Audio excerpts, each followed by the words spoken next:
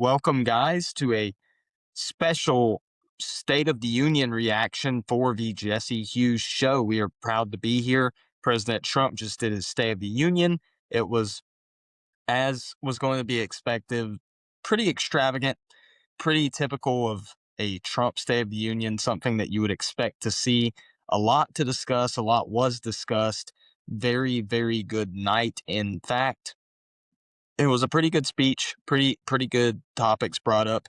There's a handful of things that I wanted to particularly focus in on that I thought were worth discussion. First and foremost, just right off the bat,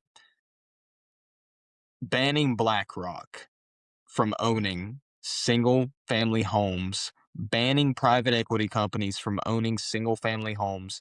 This is an incredibly important policy and one that I was very glad to see the president highlight. It's something that I think a lot of people in my generation, especially, are very fond of because the American dream is home ownership. The American dream is being able to afford to purchase a home and being able to afford to live there. And when you have companies like BlackRock that are buying up all the single family homes, that are buying up all the available homes, that are taking these opportunities away from Americans, it's not good. It is not good at all. And so it was good to see Trump highlight that policy.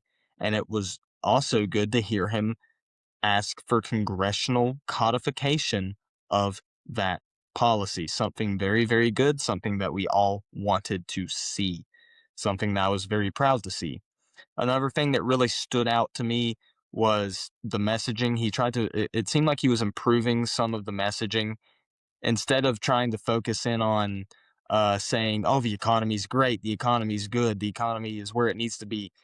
He took a moment and he highlighted the areas of the economy that are objectively doing better. And he said, you just got to have some patience. You just got to be patient. We're going to get this thing fixed. It's going to take time to fix. And that's something that I think a lot of people were very skeptical on. A lot of people on the right who were black pilling were wanting to highlight the fact that the economy, it's not doing good. He's not doing enough. And you can make the argument that the messaging was poor on that issue. It's something that maybe he could have improved upon. And it does seem like he was trying to improve upon it.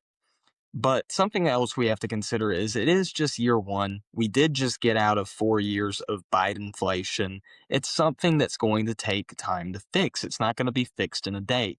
Rome wasn't built in a day. The economy's not going to be fixed in a day.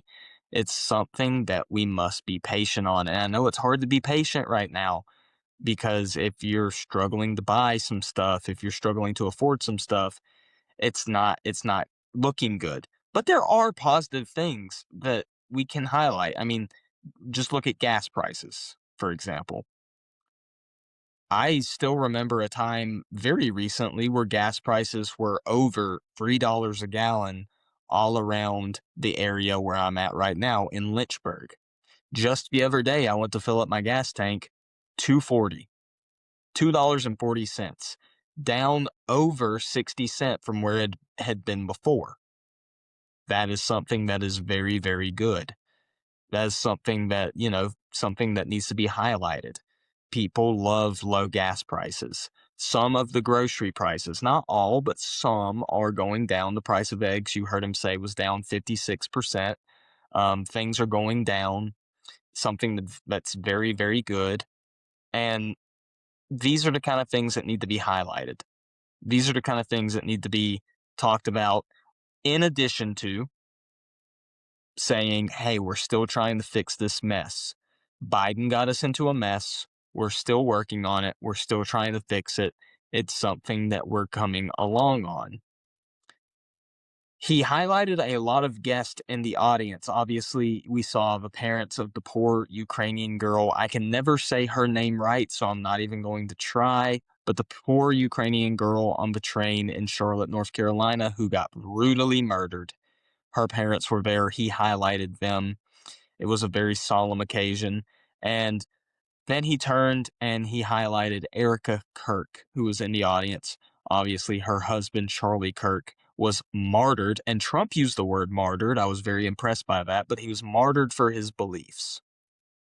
He was martyred for his beliefs. And I do want to talk about something right quick that is not related to the State of the Union, but is still important to discuss. Erica Kirk is a good person. Charlie Kirk was the best patriot. There's no argument, was the best patriot of the 21st century. He was the greatest patriot. He was someone that we should all be looking up to. He's someone that we should all be honoring and commemorating. And Erica is just fulfilling Charlie's wishes. Charlie put in writing that if something ever happened to him, that Erica should take over Turning Point USA. She took over. A lot of people criticized her for going out in public and doing some events and doing some media hits, when in reality, what she was doing was filling in for pre-scheduled bookings for her husband. And you've got people like Candace Owens who are going out there who are saying all sorts of libelous, in my opinion, slanderous, defamation, horrible things about Erica. I've gotten accused today of being both Adolf Hitler and a Zionist fraud. Very interesting mix there. But I've called out Candace Owens' stuff, and I've gotten accused of being paid. I'd like to see where the money is because I haven't made any.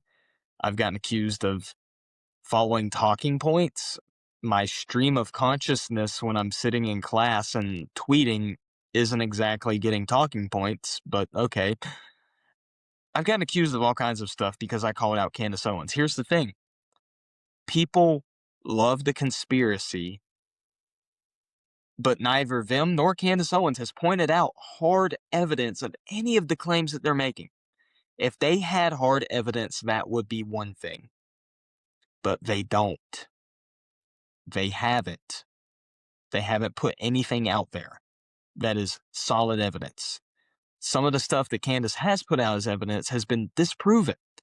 Some of her guests have been proven to not be credible. Some of her quote-unquote witnesses and people who claim that they've seen stuff or know stuff have proven to not be credible. It's just insane what's going on right now, and it needs to end. One of the coolest moments of the night was when Trump brought out the Team USA hockey team, the men's hockey team. That was probably, honestly, my favorite moment of any State of the Union that I've ever watched. I've been watching these things for years, and this was probably one of the greatest moments that I've ever seen. Team USA hockey team obviously won the gold medal against Canada. My condolences, not really, to our Canadian friends.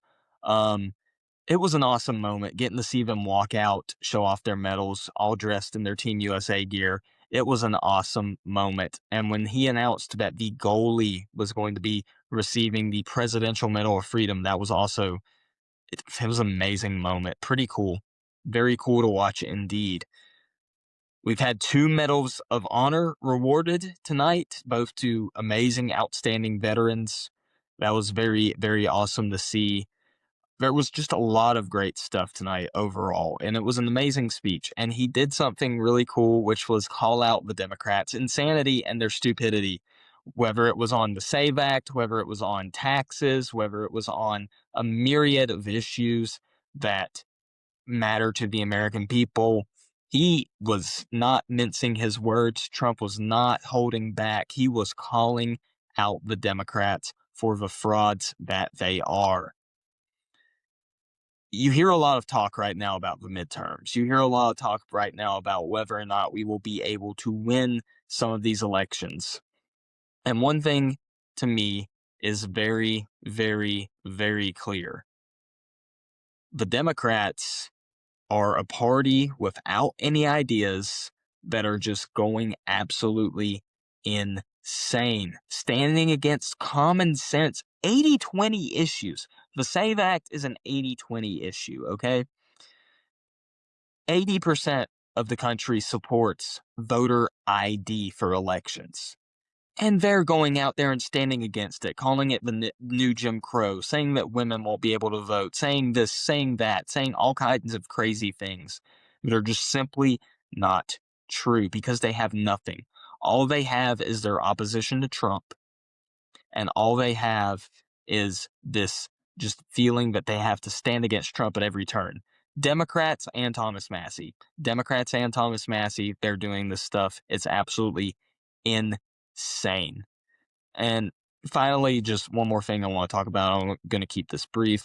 Trump talked about immigration, something that's very, very important to me, as you guys know, something that's very, very important to the country, about the fraud, the Somali pirates, as he called them. And notice that the cameraman immediately went to Ilhan Omar during that moment. That was, he knew what he was doing, that cameraman. He knew what he was doing. It was an amazing moment. We have to get immigration under control, both illegally, which we have done for a large extent. We got to ramp up the mass deportations for sure, obviously. But we also have to get legal immigration under control. And I know Trump paid some lip service to, oh, we want to have good people here who are actually love our country. Listen, you got to say that. If you're the president, you have to say that. You kind of have to say that because of the state that the party's in right now. Obviously, a lot of people like you, a lot of people like me, want to see reduced or even ceased legal immigration, at least for a certain period of time. But a lot of the Republican congressmen, they're not there yet. They need to get there. They're not there yet. And so it was good. It's a good PR move for him to pay some lip service to this idea of, oh, we got to bring in good people who come here legally. You gotta pay lip service to it, but actions do speak louder than words. We've got net negative migration for the first time in I don't even know how long. We've got visas being paused, visas being stripped left and right. It he is doing an amazing job on immigration. In the past year, Trump has done a lot of good for this country. Has it been perfect? No. Is it ever going to be perfect? Maybe not. Is it everything we want right away? No. But you got to remember, Rome was not built in a day. These things take time. It takes time to get some of these things in place.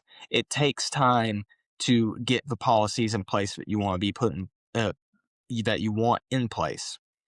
It takes time. And we've got to be patient. I mean, so much has been done in a year that I didn't even think was possible to get all done in a year. If this whole year had been the whole 4 years of the term, it still would have been incredibly impressive. And we just finished year one.